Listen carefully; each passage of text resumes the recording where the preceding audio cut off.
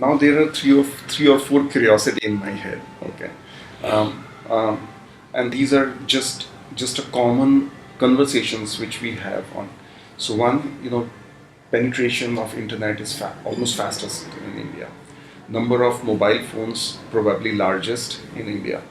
Number of media houses and generation of media, in terms of content production, highest in India. This is the context of a digital thing, right? So if there is an explosion which is happening digitally, it is happening in India, and probably it will skip a lot of other cycles which are, Yes. it will leapfrog.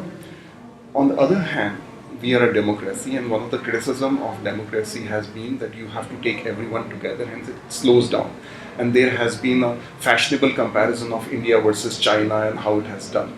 So I would like to learn from you first that how do you cater to that one. Second thing, India is a very young country, and probably for a large part of a decade or maybe couple of decades, it will be one of the youngest country, right? And they are not born in an age where virtues of constraint was taught as a value. Okay, so they are highly aspirant. They want to achieve a lot of things. They want to probably achieve a lot of things in a very short span of time. So one is democracy, one is aspiration, and one is this digital thing which is happening. Sure. What is your view on that, and how do you channel this? I think there are ways of doing this, and this is but natural, which is the young. See, aspiration, let me correct one thing. Aspiration is not just now limited to the young. Yeah, the young are larger in number. Aspiration gets, defined by what you're seeing and what you're getting influenced by. And aspiration has no linkage to your ability to reach that aspiration. Correct? I want a Mercedes-Benz car irrespective of whether I can afford it or not. That's now I may never get a Mercedes-Benz car, but I still think that is something I would like to. So that is the biggest thing that has happened. So whether you're old or young, there is an aspiration, when you've been exposed. Now, the way to go about this, the differential aspiration, which is what you're talking about, which is the democratic handling of this. I think Indians, while I don't want to say we are tolerant, I think we want to be heard.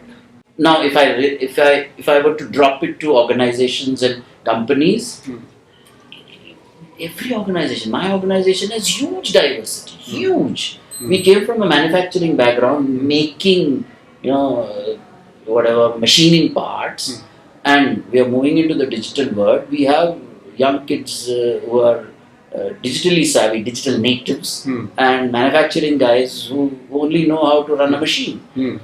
But they work together only because you bring them together for the bigger cause.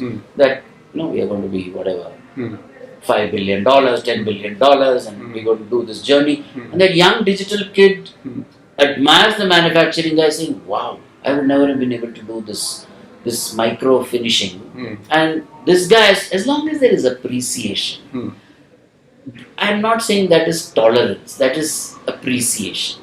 I have respect for you. I don't know what you do, but I have respect for you. You have respect for me.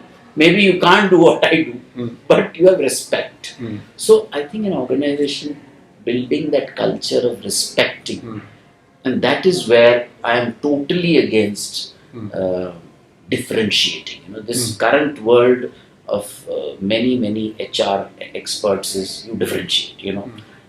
The talented guy gets 20 times more salary than we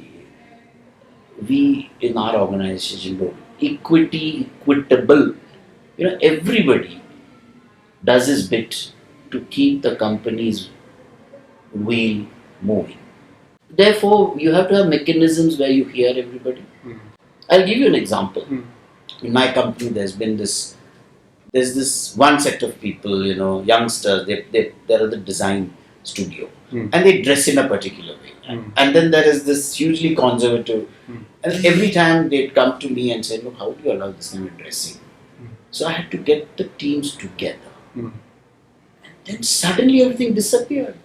Saying, those kids never thought this kind of dressing was anything wrong. And when they realized that, we are working for the company, we are doing a good job, and how does how I dress matter? And these who had these conservative views realize that they are doing their job for this company, and how does dress matter? So bringing people together builds sensitivity and acceptance. You may not dress like that. I have my points of view, you have your points of view, but we'll work together.